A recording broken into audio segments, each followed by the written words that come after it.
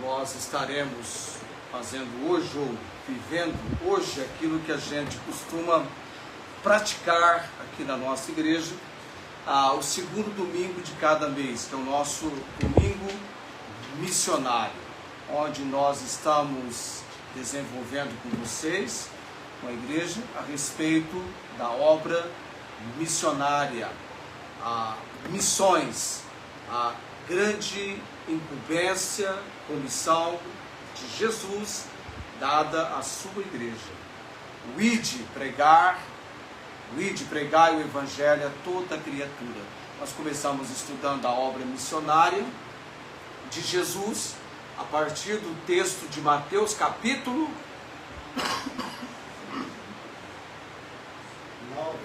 9, de 35 a 38. Só que nós convivemos com todo o texto e já terminamos o Mateus 9. A obra missionária de Jesus, com o desafio de que, se nós tivéssemos a visão, o sentimento que Jesus teve lá em Mateus 9, nós iríamos fazer exatamente o que ele fez. Estaríamos nos envolvendo com essa missão, com essa incumbência de compartilhar o Salvador com outros. E percorria Jesus todas as cidades e aldeias, pregando o evangelho do reino, curando as enfermidades, pregando o evangelho do reino, proclamando as boas novas, curando as enfermidades e moléstias entre o povo. E vendo as multidões, teve grande compaixão delas, porque andavam desgarradas, errantes, como ovelhas que não têm pastor. Então ele disse aos seus discípulos: a seara é realmente grande, mas poucos os ceifeiros. Rogai, pois, ao Senhor da seara que mande ceifeiros para a sua seara. O missionário, eu já mencionei a frase dele, John, é o nome dele em inglês, John Gibson. Nada clareia tanto a visão e eleva a vida como a decisão de seguir em frente naquilo que você sabe ser inteiramente a vontade de Deus. Então, no tocante à obra missionária, não escapa ninguém na igreja de Cristo Jesus.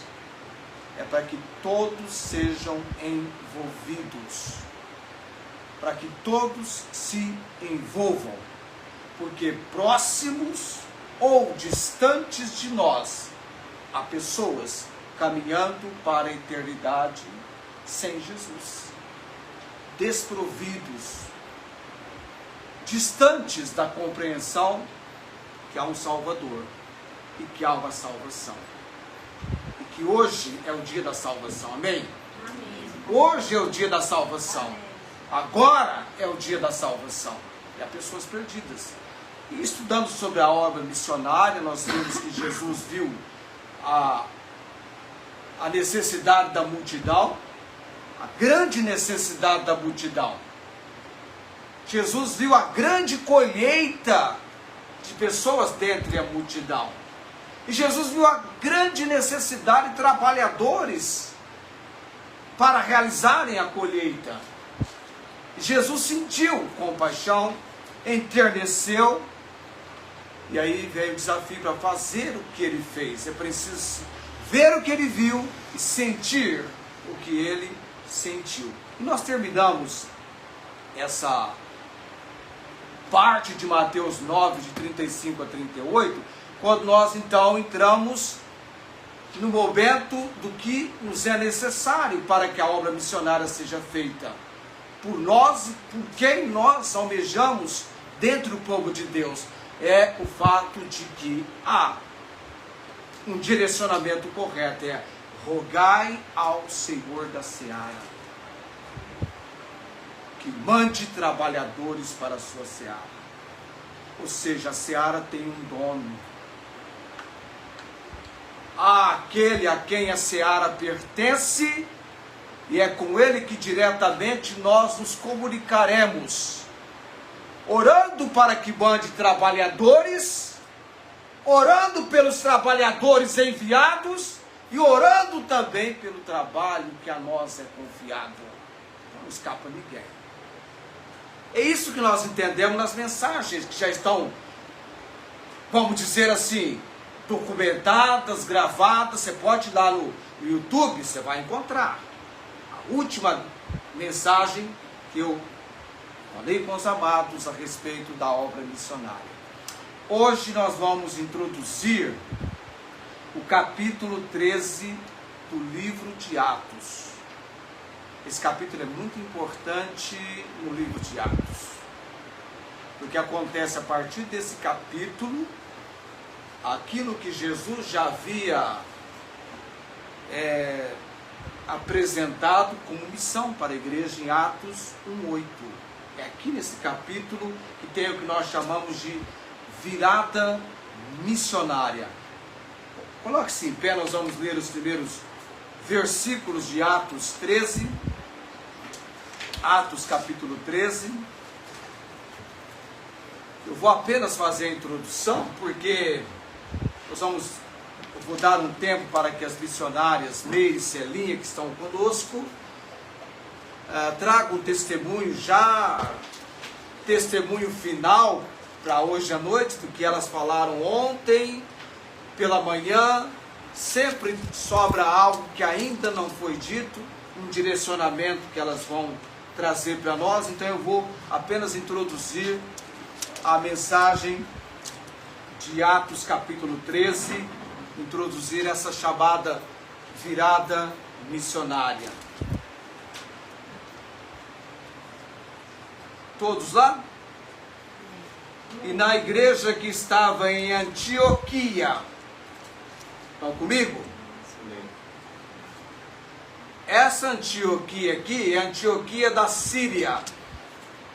Daqui a pouquinho você vai conhecer, logo mais, uma outra Antioquia, que é a Antioquia da Síria, da Psídia. A outra que você vai conhecer é a Antioquia da Psídia. Essa aqui é da Síria. Foi nessa Antioquia, nessa igreja aqui que eu estou mencionando para você agora, que em capítulo 11, os seguidores de Jesus Cristo foram pela primeira vez chamados de cristãos. Assembleados. Você vai encontrar lá, todo ano se reuniram e foram pela primeira vez os seguidores de Jesus chamados de cristãos. É desse momento que vem então a palavra cristão. Da igreja que estava em Antioquia havia alguns profetas e doutores, a saber, Barnabé e Simeão, chamado Níger, Lúcio, Cirineu e Manaém, que fora criado com Herodes, o tetrarca, e Saulo. E servindo eles ao Senhor e jejuando, disse o Espírito Santo: apartai-me a Barnabé e a Saulo para a obra a que os tenho chamado. Então, jejuando, orando e pondo sobre eles as mãos, os despediram. E assim estes, enviados pelo Espírito Santo, desceram a Seleucia e dali navegaram para Chipre. Amém? Vamos orar nesse momento. Graças te damos, Senhor bendito.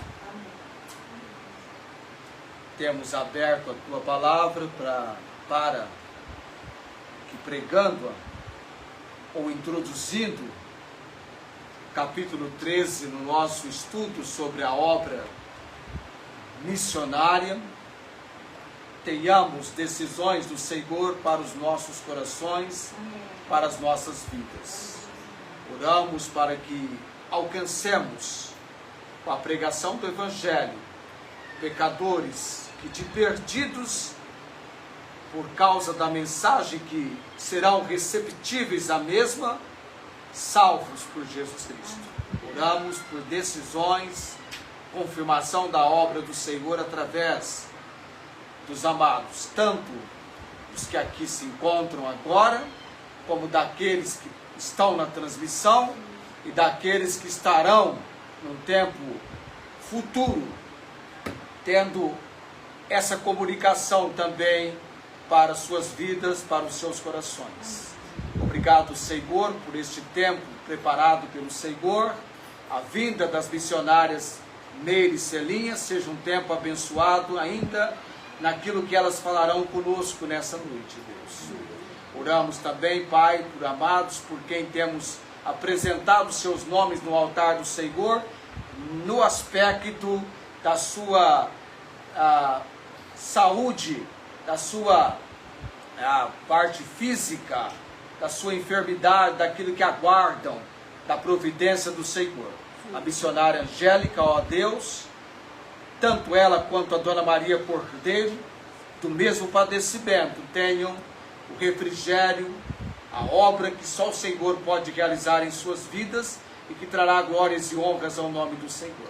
Também o irmão Inês em Ribeirão Preto, a cirurgia tão aguardada, Deus, que haja a manifestação da misericórdia do Senhor e a seu tempo isso aconteça. E nós estamos orando que breve isso possa acontecer. O Luiz Antônio, Deus, os médicos não sabem o que fazer, falta conhecimento, e Deus, oramos para que as mãos de poder e autoridade do Senhor estejam sobre a vida do Luiz, e da questão tão severa, crítica do pâncreas, ó Deus, intervenha, Pai, e traga a resposta de providência do Senhor. Nós aguardamos, orando por este rapaz, orando pela família dele, Deus. A família precisa vir a Cristo, Senhor. Clamamos que haja ali no lar deles uma intervenção do Senhor. Clamamos a obra do Senhor, clamamos a obra salvadora, Pai. Oramos também, ó Deus, a irmã Cláudia, colocamos nas mãos do Senhor nessa noite, que ela receba o alento espiritual tão necessário na área espiritual, emocional e física. Dá-lhe melhoras, Deus, clamamos, orando por ela nesse momento, Senhor. Todos aqui oramos, colocando no altar do Senhor, Pai bendito. O Elias também, Deus, ele precisa tomar decisões, que serão decisões do Senhor. Pai, confirma a tua obra, nós oramos, dando graças por tudo, em nome de Jesus. Amém. Amém. Assentai-vos.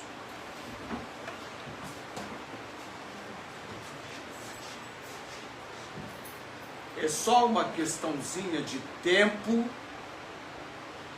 e não mais, nem eu nem você, na sequência do livro de Atos, chamaremos este homem, Saulo, o nome judeu, vai para o nome romano, Paulo.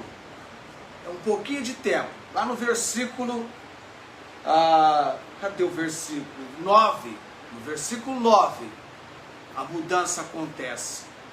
Do nome judeu para o nome romano, Paulo, o pequeno, mas tremendamente usado por Deus.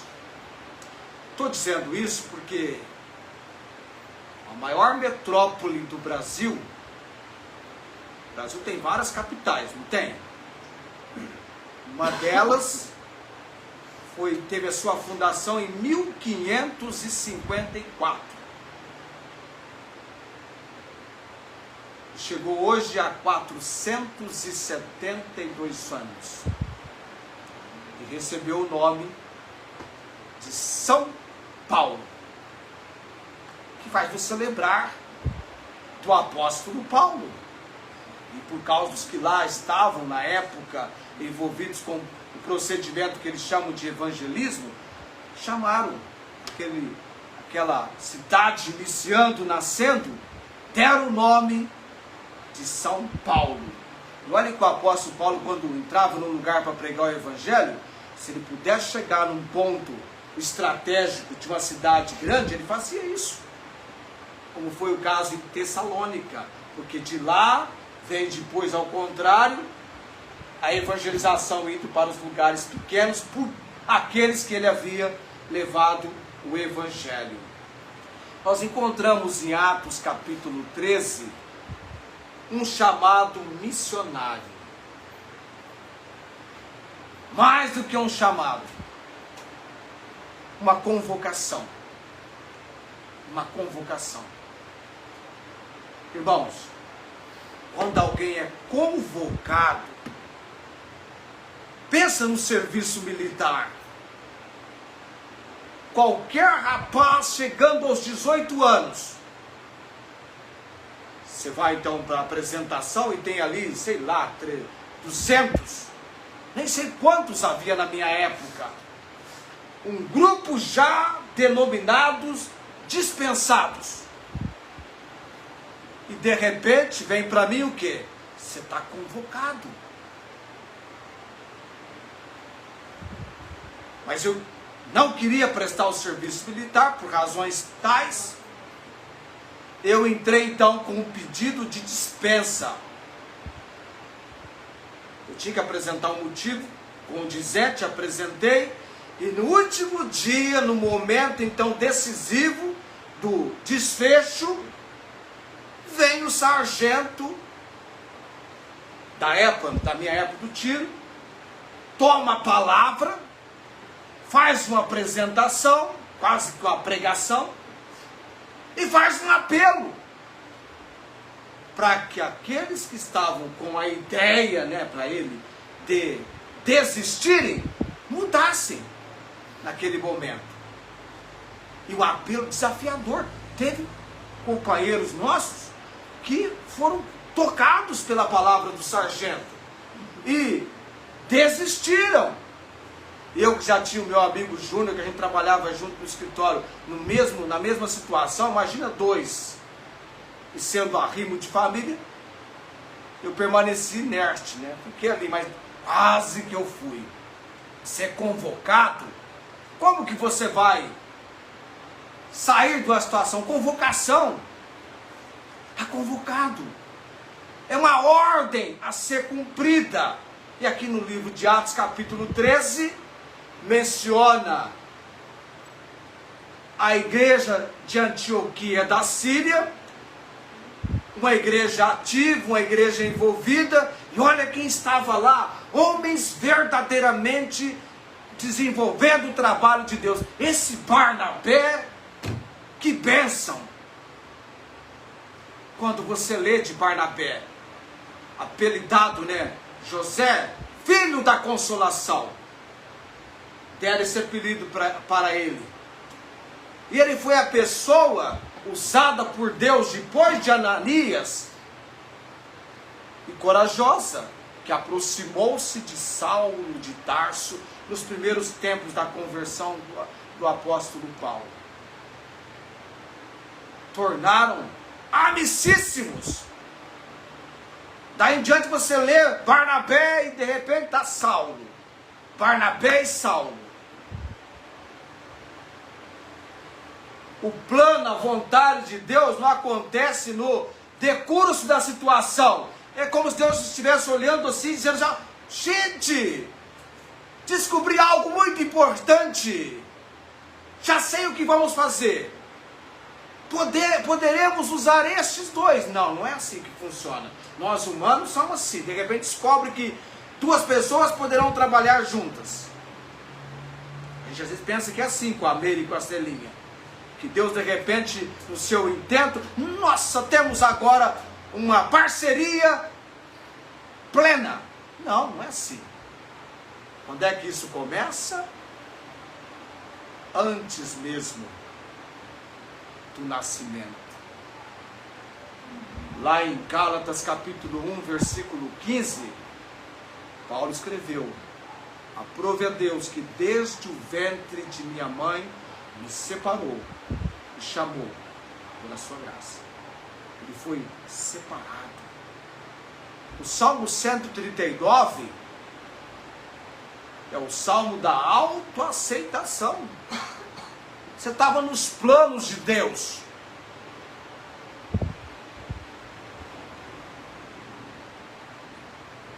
Deus, de uma maneira maravilhosa, belíssima, criou você.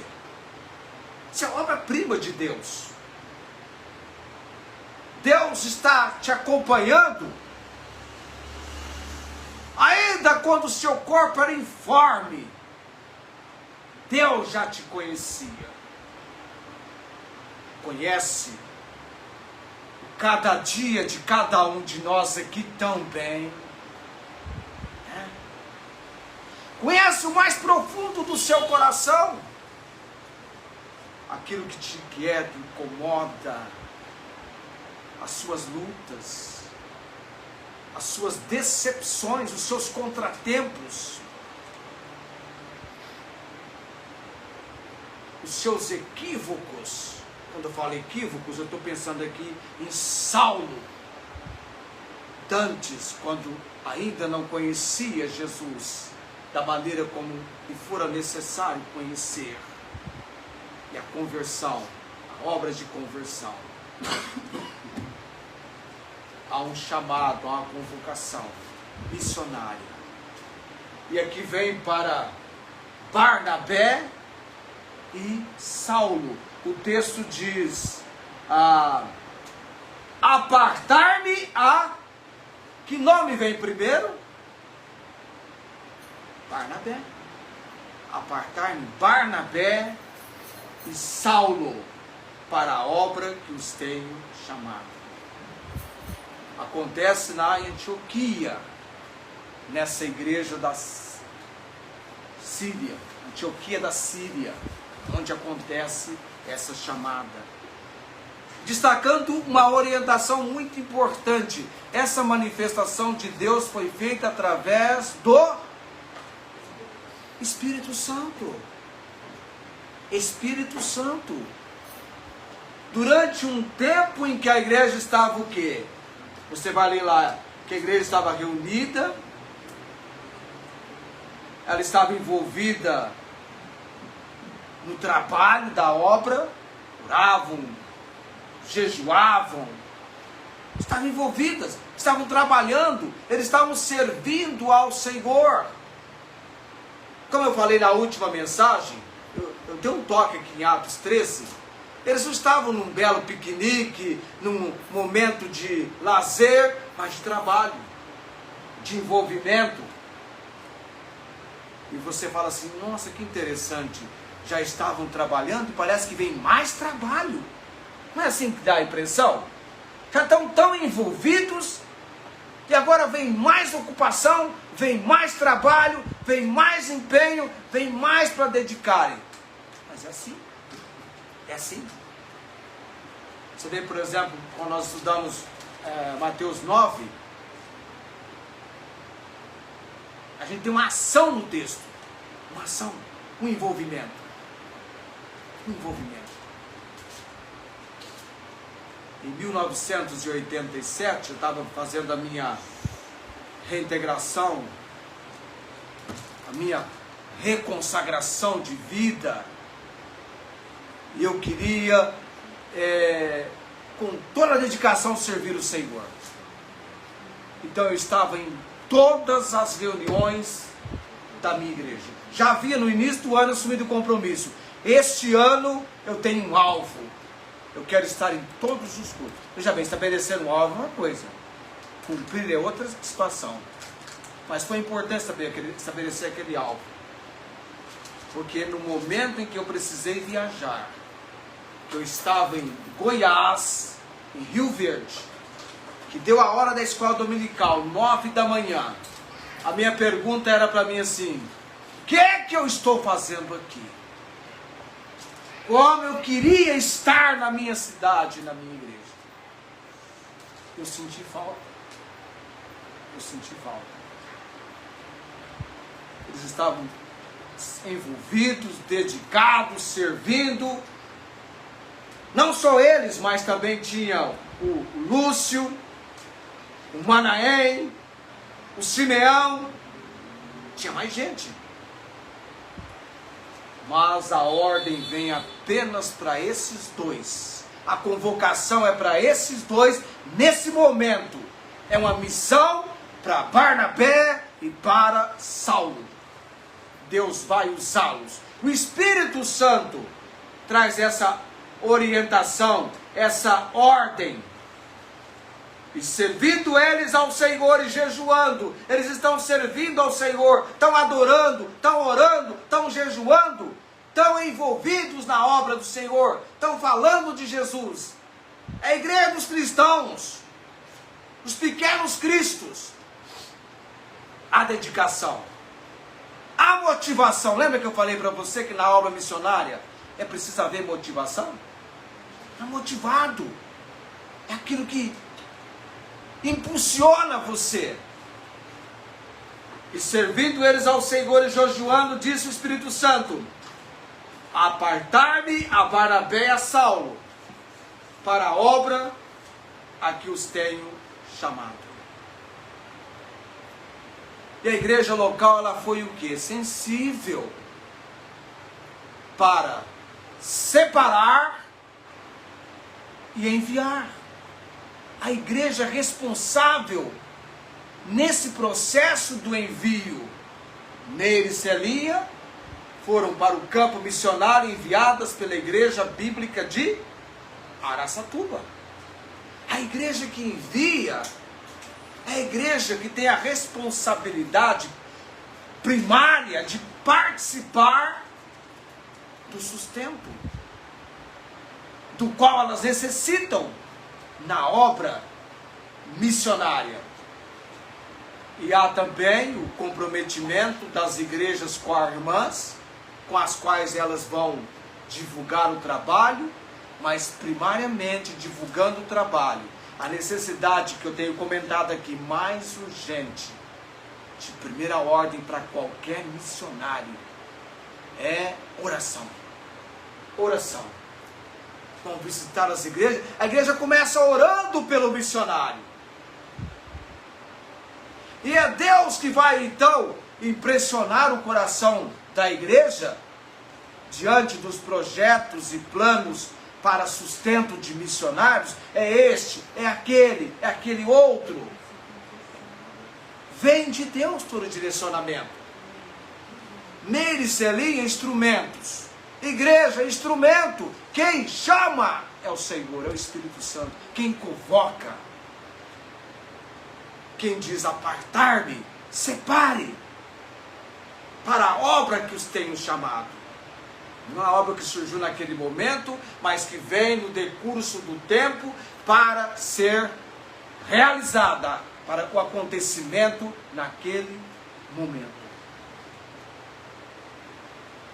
Quando alguém, olhando para o garoto Charles Randall Spurgeon, e disse: este menino pregará a palavra de Deus para multidões, tal impressão que alguém tiver no coração, a seu tempo se cumpriu, e Charles realmente foi usado por Deus para pregar a palavra como instrumento.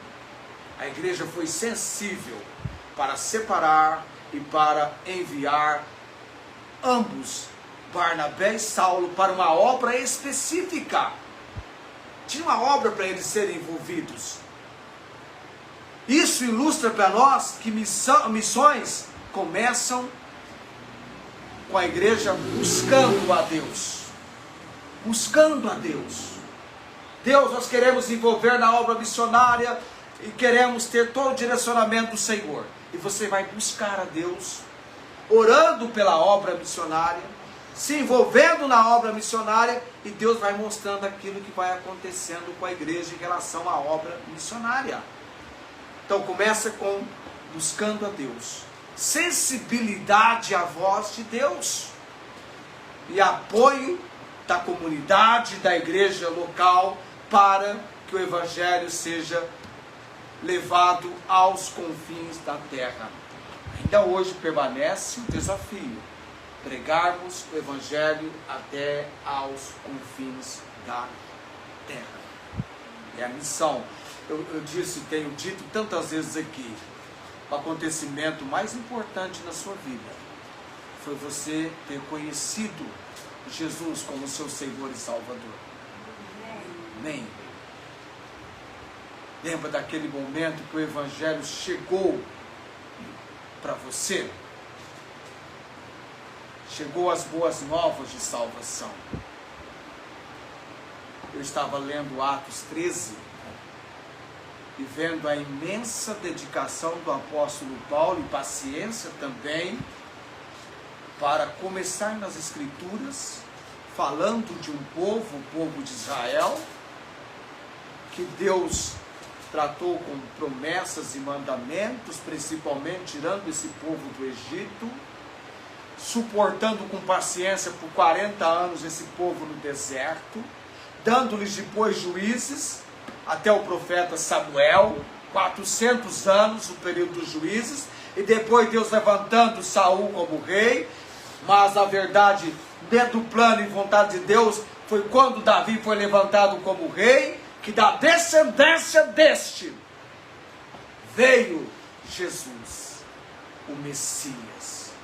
E como era importante falar com estes aqui do capítulo 13, principalmente em Antioquia da Pisídia, quando ele vai para a sinagoga pregar-lhes, apresentar que era necessário que aquele Jesus padecesse, mas Deus o ressuscitou dentre os mortos. Amém? Ao terceiro dia. Ele abria a compreensão deles, tanto os judeus quanto os gentios. E houve até a necessidade de um segundo momento dessa comunicação, em que reuniu Antioquia da Pisídia, quase toda a cidade, para ouvir a palavra de Deus. E houveram muitas conversões de gentios. Se por um lado houve a receptividade, por outro lado houve a resistência de os judeus que resistiam à palavra de Deus. Então, Atos capítulo 13 marca uma virada significativa no livro de Atos, pois detalha os inícios, aliás, o início das viagens missionárias de Barnabé e de Paulo. Daqui a pouquinho vai ser Paulo e Barnabé. Aqui tem o início, a primeira viagem missionária. E você vai perceber que eles vão fazer a primeira viagem missionária e depois eles vão retornar para a igreja mãe, para a igreja mantenedora, a igreja que estava enviando-os. Então, Atos 13 inaugura a partir da igreja de Antioquia da Síria a virada missionária programada em Atos capítulo 1, versículo 8. Que diz Atos 1:8, mas recebereis a virtude do Espírito Santo, que há de vir sobre vós, e ser-me-eis testemunhas tanto em Jerusalém, como em toda a Judéia e Samaria, e até aos confins da terra. Agora o Evangelho está indo, avançando, para que então possível fosse alcançar o mundo conhecido. Esse mundo conhecido na época foi alcançado com a pregação do Evangelho. Você vê Paulo, Barnabé, dedicados, envolvidos, comprometidos no trabalho da obra. O capítulo então começa com Paulo e Barnabé sendo comissionados pelo Espírito Santo. Então quem chama, quem convoca é o Espírito Santo. Pode ser através de uma mensagem. A Amy Carmichael foi desafiada para a obra missionária ouvindo Hudson Taylor. Interessante. Foi chamada. Tem adolescentes que recebem a chamada, tem jovens, né? Nem jovem, adolescente. Eu conheço alguém que com 12 anos sentiu a chamada. A igreja disse, olha, pode, você se apresentou, vamos estar orando e vamos aguardar o tempo de Deus. Você tem apenas 12 anos, bom tempo para oração agora, e aguardar. E aguardou um período e foi chamado para a obra. Esses 12 anos é missionário em Portugal. Já está há vários anos pregando o Evangelho em Portugal. Interessante que o filho dele lá em Portugal só prega a palavra e só fala lá com o pessoal na língua, no sotaque de Portugal. Aqui ele falou, eu até achei que ele tinha problema com o sotaque, né? Porque foi pela criança, né, ainda pequeno. Não, mas ele domina as duas línguas, os dois sotaques, né? Tanto daqui do Brasil quanto lá de Portugal. Eu conheci alguém agora esses dias que nasceu em Portugal. Veio para o Brasil, depois nasceu em Portugal, pai veio para o Brasil, depois retornou para Portugal. E aí eu tenho reflexo, eu fico muito perto dele, eu pego o reflexo. Aí dá para falar quase igual eles. Mas para hoje, nessa introdução, se você for convocado, aliás, nessa obra missionária, vale ressaltar, todos se envolvem. Orando, indo, contribuindo. Em algum lugar você vai. No seu bairro, na sua cidade. Não há desemprego, amados, na obra de Deus. Não há desemprego. Muito bem. No próximo mês, no segundo domingo, nós vamos começar aos pontos de consideração de Atos 13. Eu vou convidar agora a Meire, a Celinha, vou passar o meu microfone para elas, tá? Pode vir. Vocês entram por aqui, eu saio por aqui. Já falaram ontem com o nosso pessoal, falaram pela manhã, e o finalzinho que eu reservei para o pessoal da transmissão, que tanto fala as missionárias aqui. Não, é por aqui, eu vou sair por aí, vocês entram por aqui. Vocês vêm por aqui, eu vou por aqui. Tá bom? Esse microfone tá pegando. Esse daqui eu vou... Aí, pronto, já estão os dois. Prendem na roupa de vocês.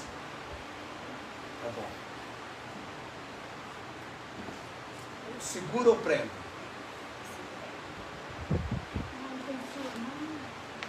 Ou prende na roupa?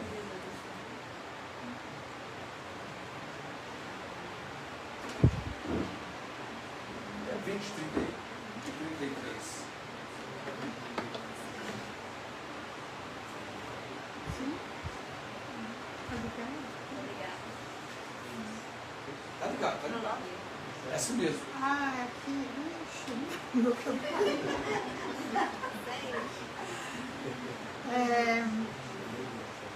Mais uma vez, uma boa noite. E nós saudamos os irmãos no amor do Senhor Jesus. Que não muda, né, para conosco.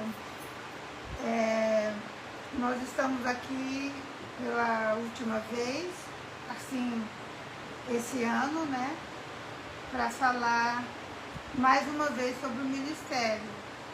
Hoje foi cantada essa música, esse hino do cantor cristão. Não me falaram de Cristo, tanto ouvi que salvou, mas ninguém se importou de falar-me da graça de Cristo. É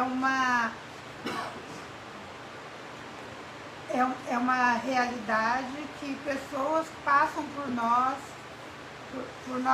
nossos vizinhos, nosso trabalho, nossa escola, e às vezes ela vai rejeitar a palavra de Deus. Mas se ela rejeita, a gente está livre, porque foi falado para ela.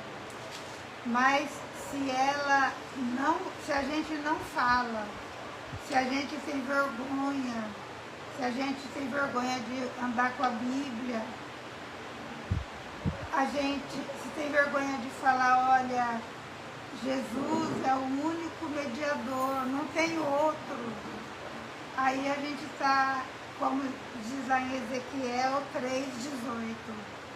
Ezequiel 3,18 diz assim: quando eu disser ao perverso, certamente morrerás, e tu não o avisares, e nada disseres para o advertir do seu mau caminho, esse perverso morrerá na sua iniquidade, mas o seu sangue da tua mão o requererei. É um versículo muito forte, porque a pessoa é pecadora, ela está morrendo pelos pecados dela, mas a culpa dela não saber a verdade é nossa. Então é por isso que muita gente vai para a Ásia, vai para a Europa, vai para a África, Oceania, e vem para os países da América, e vem aqui dentro do Brasil. O Brasil é um país continental, ele é o maior país do continente americano, é muito grande, não só aqui no Brasil, mas na Venezuela, no Peru, na Bolívia, tem muitos povos que não conhecem Jesus, povos indígenas. Eu tive que estudar um pouco a história, porque eu estava ajudando 2 alunos, filhos dos alemães, que estudaram em Porto Velho, né? Então eu aprendi que os povos que estavam aqui no Brasil no início, eles têm a mesma concepção da origem e da morte do homem, eles têm igual. É igual, assim, aí mostra que Satanás, ele não tem criatividade, porque a origem do homem, eles falam, é sempre tirando Deus da história. E a morte do homem, eles têm histórias. Os caiuás, eles se matavam, porque Satanás colocava na mente deles que eles iam para um lugar de grandes caçadas, de encontrar, né, o paraíso. E isso é toda mentira que Satanás quer ensinar, porque nós sabemos que há um inferno. E a pessoa que morrer sem Jesus, ela não tem opção, não tem meio termo, não tem o purgatório. É o céu para os que creem e o inferno para os que não creem. Eu gostaria de, por causa disso, lembrar a musiquinha de hoje de manhã que a gente cantou, que é um versículo da Bíblia, né, na voz do apóstolo Paulo. Está na linguagem de hoje, gente. Eu, particularmente, só leio a Bíblia na linguagem revista e atualizada. Mas os alemães, os estrangeiros, eles não aguentam essa Bíblia nossa, é muito difícil para eles. Então, eles pegam a Bíblia na linguagem de hoje e a NVI e traduz dessa linguagem para o indígena, porque é mais fácil para eles. Por isso que também é melhor que os brasileiros sejam linguistas.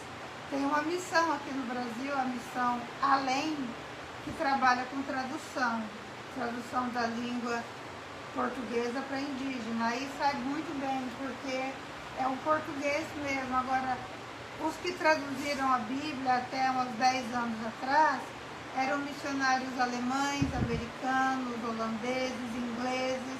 Então eles tinham que aprender português. E depois de aprender o português, eles tinham que ler a Bíblia numa linguagem fácil. E dessa linguagem eles traduzem para o indígena. Então, alguma coisinha não sai certinha não, sabe?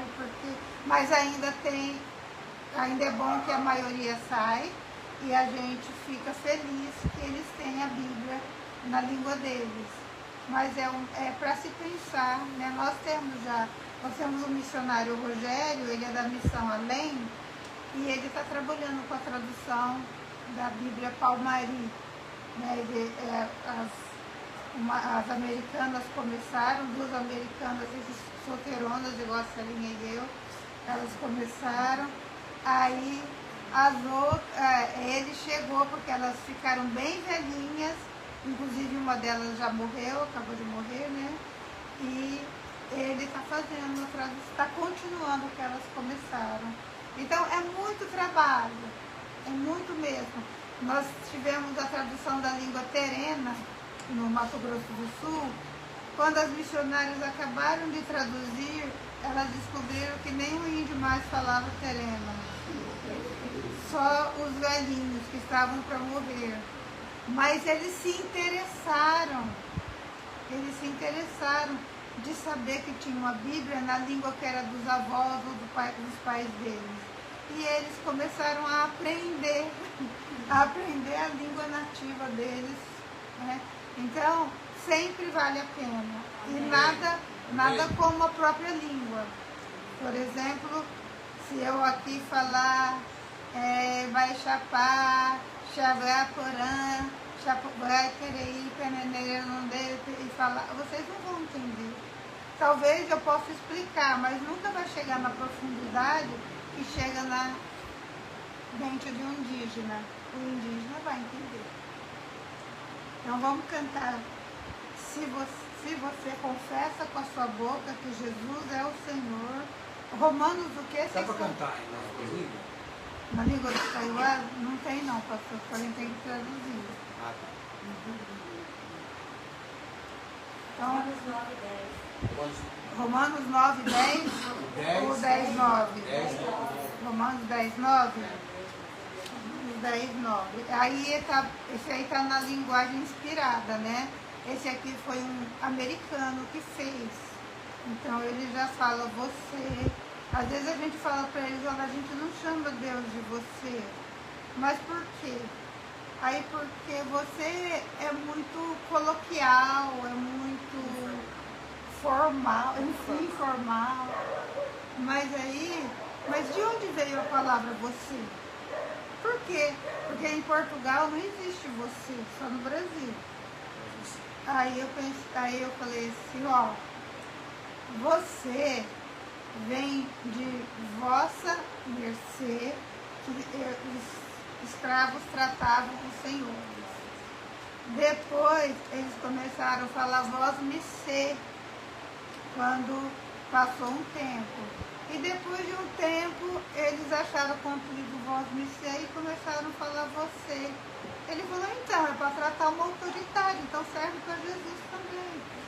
Então, mas a gente lê na nossa Bíblia que aqui é tudo vós, tu, não existe você, né?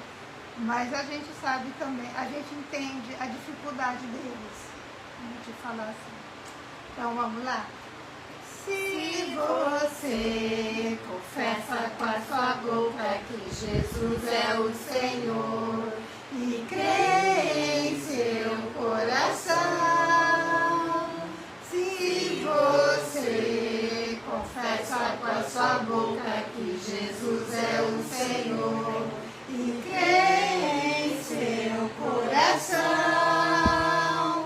que Deus o ressuscitou dentre os mortos, será salvo, salvo será, será salvo, salvo será, será salvo, salvo será salvo, será salvo, salvo será, será salvo, salvo será, será salvo, salvo será salvo.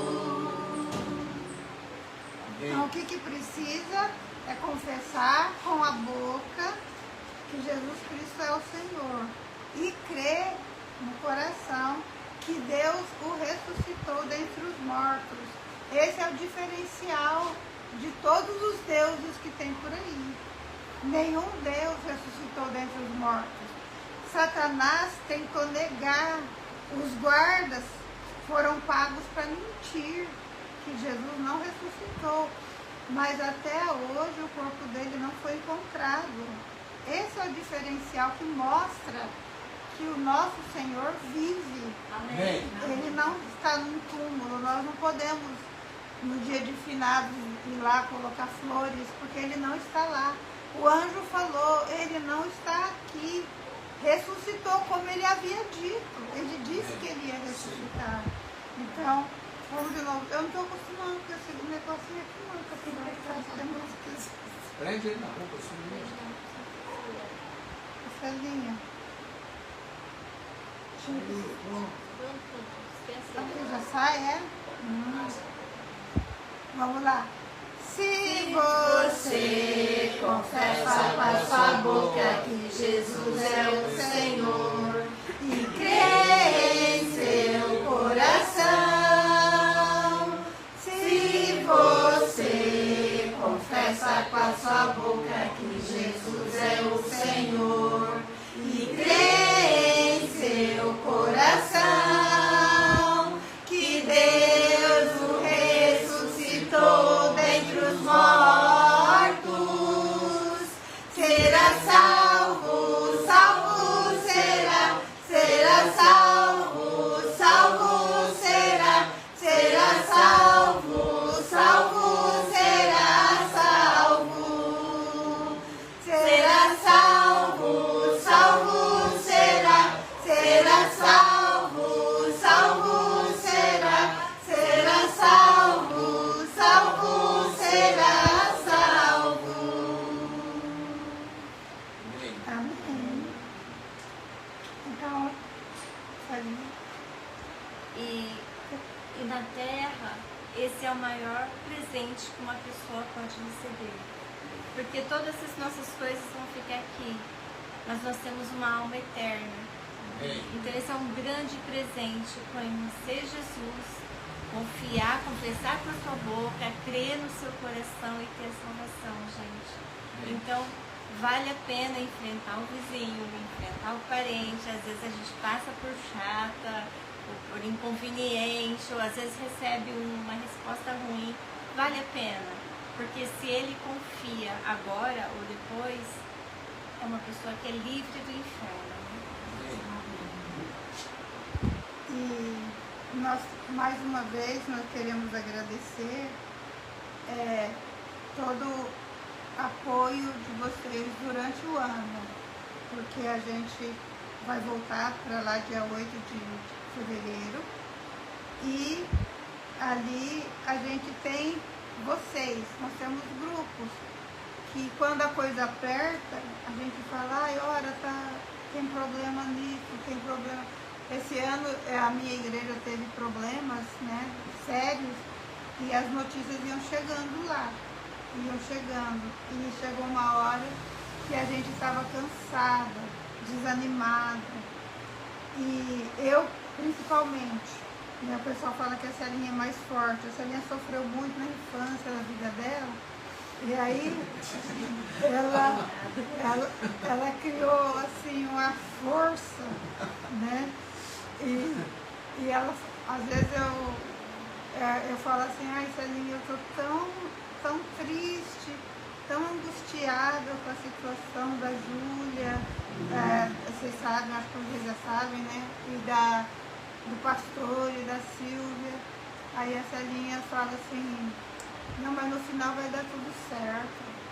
Como é que você fala assim? É uma fase que vai passar. E eu fico assim, puxa, como ela consegue?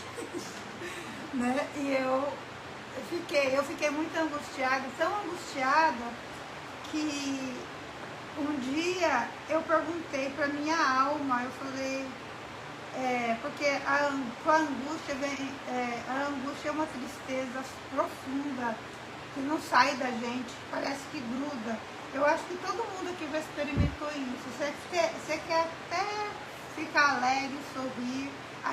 Eu fazia isso com os indígenas, eu estava com toda a dor, e quando eu chegava lá na sala, eu brincava, eu sorria. Lá dentro estava doendo, mas eu sorria. Por quê? Porque eles não têm culpa. Eles não têm culpa do que eu estou passando, e porque também o cartão de visita de quem tem Jesus é alegria. Não é um fingimento, é um esforço. Esforçai-vos, esforça-te e eu te ajudarei. Sabe, Jesus tem bom ânimo e eu serei contigo. É bom ânimo, é falar, oi gente, tudo bem? Vamos cantar mais alto.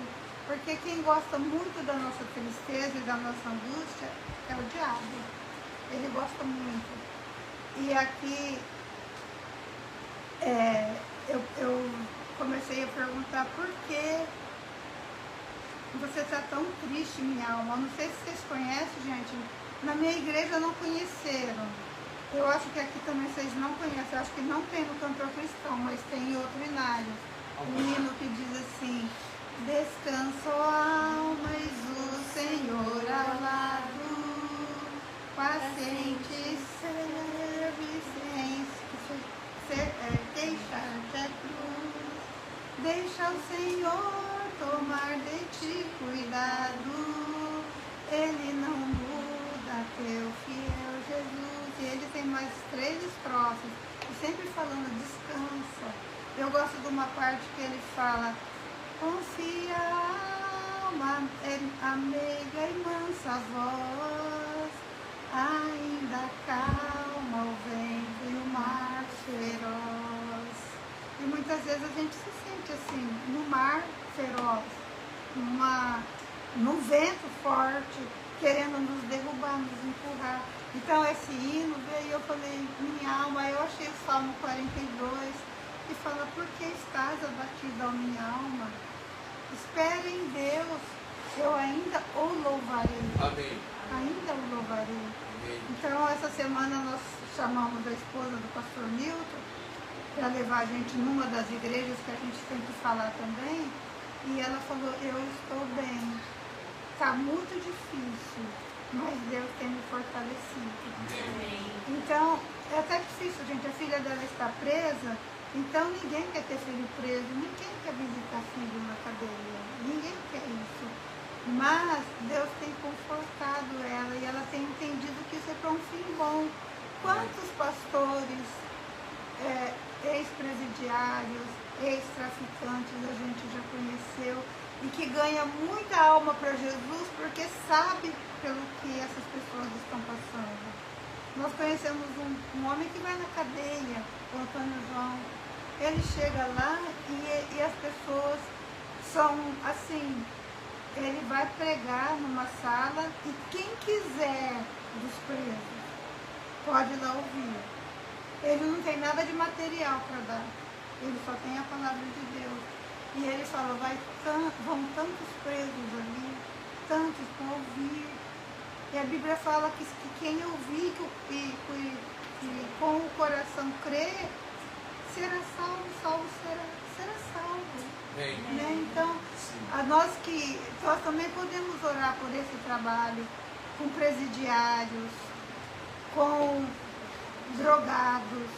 Nós temos vários centros de reabilitação. Eu falei para vocês que a Cruz Azul agora é parceira das missões para tirar os índios da bebida. É uma missão que trabalha muito. Eles vão em lugares assim, e são tudo gente chique, não é missionário igual a gente, sabe? Missionário chique, bonito, assim, aqueles homens, aquelas mulheres, mas eles estão indo muito nos colinas, porque eles descobriram quão miseráveis são os colinas ali, no Acre. E a gente pede oração para vocês. O Acre divisa com o Amazonas, os 2 estados têm, que orem pelos indígenas colinas. E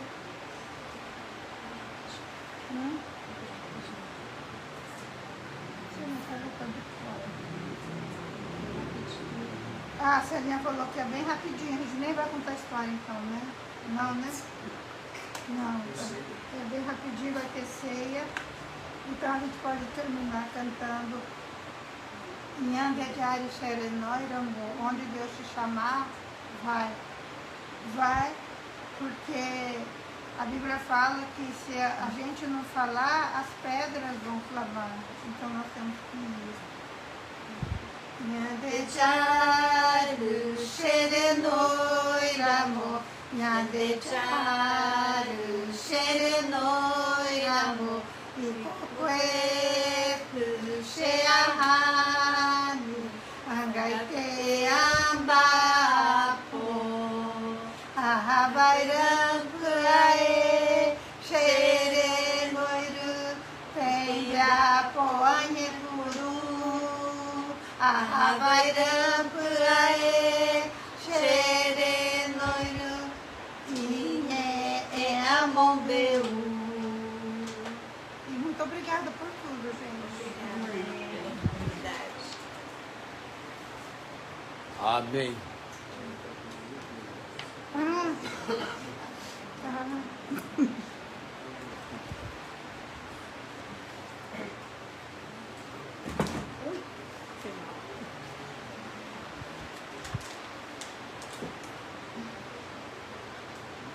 Os irmãos, deixa eu colocar isso aqui. Alguns tiveram a oportunidade pela primeira vez na transmissão aqui de conhecer as missionárias Leire e Celinha. A Celinha por causa da minha esposa, né? Então a minha esposa é Célia e elas se conhecem há tanto tempo, vai diferenciar, não tiveram dúvida, né? Foram já pelo aspecto. A minha esposa já é alta e a Celinha é mais baixa, então ficou a Celinha. Mas vamos orar nesse momento, vamos colocar em pé e apenas orarmos para que eu encerre a transmissão. Logo em seguida eu tenho ceia com os irmãos aqui. Mas orem pelas missionárias, o trabalho durante o ano. Nós temos visto o quanto que é importante intercedermos. É aquele, irmãos, orai por nós, do apóstolo Paulo, no finalzinho da carta, da primeira carta aos Tessalonicenses. Irmãos, orai por nós. Quanto que é necessário. Eu quando lembrando já oro onde eu estou, no lugar que eu estiver, até naquele momento. Vamos colocar também no momento missionário nossa semana, oração pelos missionários.